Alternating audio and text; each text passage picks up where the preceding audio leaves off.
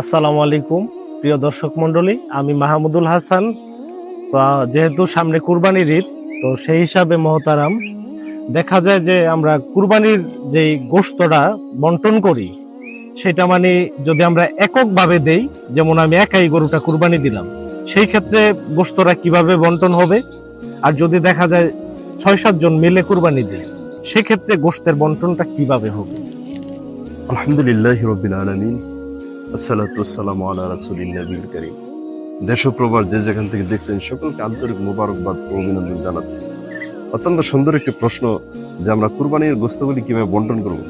দুইটা বিভক্ত। প্রথমত হলো গোশতগুলি কিভাবে দিব। রাসূল কারীম সাল্লাল্লাহু আলাইহি ওয়াসাল্লাম এবং কোরআনে কারীমের মধ্যেও পাওয়া যায় যে গোশতকে ৩ ভাগে বিভক্ত করার জন্য বলেছেন, তুমি খাও, গরিবদেরকে দাও, অসহায় যারা নাকি ভিক্ষুক তাদেরকে দাও, আর যারা নাকি চায় না তোমার কাছে তাদেরকে দাও।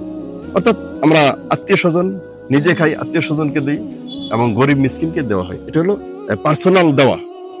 আর একটা হলো দেখা যাচ্ছে আমরা ৬ জন ৭ জন মিলে কুরবানি দিই, ওই ৭ জন ৬ জনের ভিতরে কিভাবে আমরা গোশতটা বন্টন করব, এটা কিন্তু অত্যন্ত গুরুত্বপূর্ণ একটা বিষয়।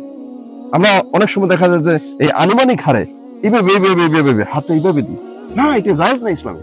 আপনাকে অবশ্যই প্রত্যেকটা গোশত মেপে সুন্দরভাবে একেবারে পরিমাপ করে মেপে, তেল যতটুকু দেন আপনি ওই পরিমাণ তেল সবার ওই গোশতগুলি মেপে ভালোভাবে মিক্স করে তারপরে মেপে দিতে হবে।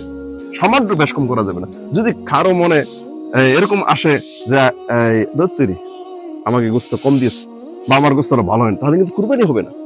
আপনি মিলেমিশে দিবেন, তারপরে বলতে হবে যে দেখেন আমরা সবাই মিলেমিশে দিই, তারপরেও হতে পারে কেউ বেশ কম হতেই পারে।